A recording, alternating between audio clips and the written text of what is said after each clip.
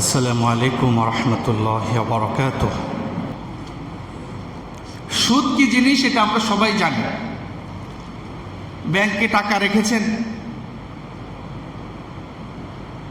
যেই টাকা রেখেছেন সেই মূলধন বাদ দিয়ে অতিরিক্ত সেখান থেকে গ্রহণ করা, এটা হলো সুদ। মূলধন বাদ দিয়ে অতিরিক্ত কোনো কিছু অর্জন করা, সেটাকে বলে সুদ। কোনো মানুষের কাছে কিছু টাকা ধার দিয়েছেন, ওই মূলধন বাদ দিয়ে তার কাছ থেকে অতিরিক্ত কিছু আশা করা, চাওয়া, গ্রহণ করা, এটাকে বলে সুদ। আর আল্লাহ সুবহানাহু ওয়া তাআলা সুদকে 1450 বছর আগে হারাম করে দিয়ে বলেছেন, ওয়া আহাল্লাল্লাহুল বাইআ ওয়া হারামা রিবা।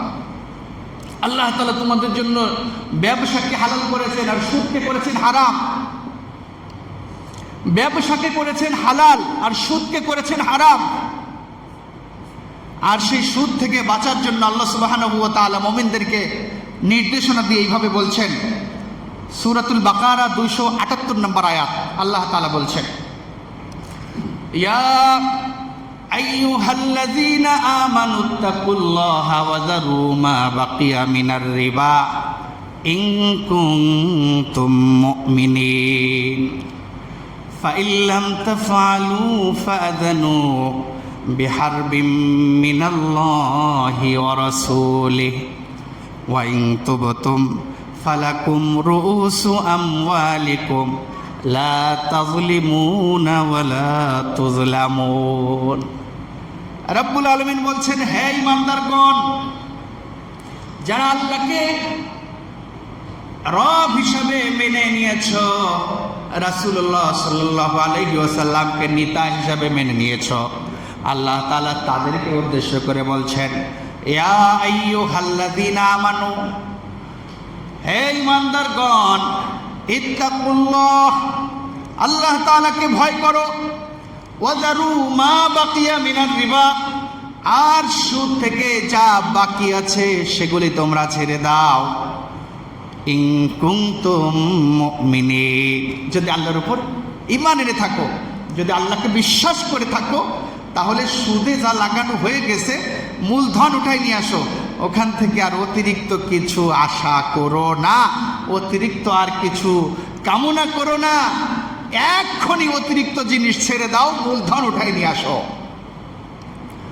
রব্বুল আলামিন পরের আয়াত 279 নম্বর আয়াতে বলছেন, ফাইন লাম তাফআলু ফাযানু বিহারবিম মিনাল্লাহি ওয়া রাসূলিহি, বান্দারে, আমি আল্লাহ তাআলা নির্দেশনা দেওয়ার পরেও যদি তুমি সেই নির্দেশনা অমান্য করো, আমি আল্লাহ তাআলা তোমাকে ঘোষণা দিলাম, তুমি আল্লাহ এবং তার রাসূলের সাথে যুদ্ধ করার জন্য প্রস্তুতি গ্রহণ করো। নাউজুবিল্লাহ বলুন। আল্লাহ এবং তার রাসূলের সাথে যুদ্ধ করে কেউ পারবে? আমরা আজকে বলি আমরা সমস্ত ক্ষমতার মালিক, কিন্তু আজকে আমার শক্তি আছে, আমার যৌবন আছে, আমার কন্ট্রোলিং পাওয়ার আছে, সব কিছু আছে। রব্বুল আলামিন যদি আজকে টয়লেটের রাস্তাটা যদি একটু ঢিলা করে দেয়, আর যদি আজকে এখন থেকে মাগরিব পর্যন্ত 10 বার টয়লেটে যাই, তাহলেই বোঝা যাবে যে আমি কত বড় শক্তিশালী, আর আমি কত বড় ক্ষমতাধর, আর আমি নাকি সর্বময় ক্ষমতার মালিক। বলুন নাউজুবিল্লাহ। আর এই ক্ষমতা দিয়ে আমরা আল্লাহ এবং তার রাসূলের সাথে যুদ্ধ করব। আমরা আল্লাহ এবং তার রাসূলের সাথে এই ক্ষমতা দিয়ে যুদ্ধ করব, এই শরীর নিয়ে যুদ্ধ করব, এই শক্তি নিয়ে যুদ্ধ করব। জাপানের দিকে তাকান। একটা সময় জাপান এত উন্নত রাষ্ট্র ছিল, এখনো পর্যন্ত আমাদের বাংলাদেশে যে সমস্ত জাপানি গাড়িগুলি আছে দেখবেন, সমস্ত গাড়ির মধ্যে নাম্বার 1 ব্র্যান্ডের জাপানি গাড়ি। হোন্ডাগুলি তাকাই দেখেন, জাপানি যে গাড়িগুলি কত শক্তিশালী। এত উন্নত কান্ট্রি জাপান। জাপানের বড় বড় সায়েন্টিস্ট, বড় বড় ইঞ্জিনিয়ার, তারা জাপানে বড় বড় বিল্ডিং তৈরি করলো, এবং তারা বিল্ডিংগুলি ভূমিকম্প সহনীয় করে এত মজবুত করে তৈরি করেছিল। তারা যখন এই বিল্ডিংগুলি তৈরি করেছিল, সব কাজ কমপ্লিট হওয়ার পরে এই জাপানের বড় বড় ইঞ্জিনিয়াররা তারা পৃথিবীবাসীকে চ্যালেঞ্জ করে দিয়েছিল যে যত বড় ভূমিকম্প হোক, আমরা যে বিল্ডিংগুলি তৈরি করেছি, কোনো ভূমিকম্প আমাদের এই বিল্ডিংগুলির কোনো ক্ষতি করতে পারবে না। বলো নাউজুবিল্লাহ। রব্বুল আলামিন তাদের অহংকার, তাদের দাম্ভিকতাকে অপছন্দ করলেন না, মেনে নিলেন না।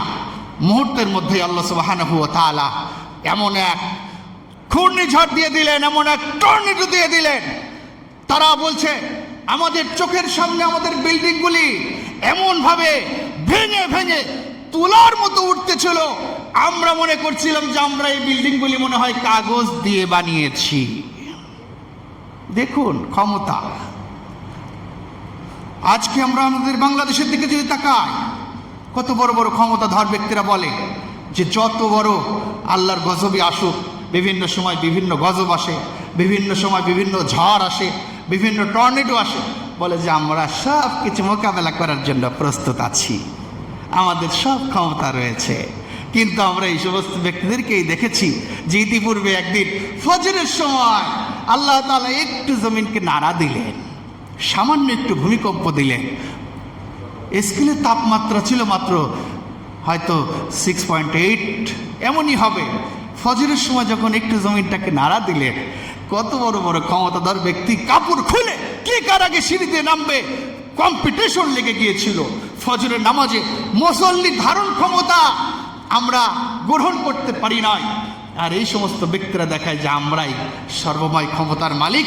আর আল্লাহ সুবহানাহু ওয়া তাআলা বলছেন, এত ক্ষমতা তোমাদের, যদি সুদ না ছাড়ো আমি বলছি ফাআযানু বিহারবিম মিনাল্লাহি ওয়া রাসূলিহি, তুমি আল্লাহ এবং তার রাসূলের সাথে যুদ্ধ করার জন্য প্রস্তুতি গ্রহণ করো।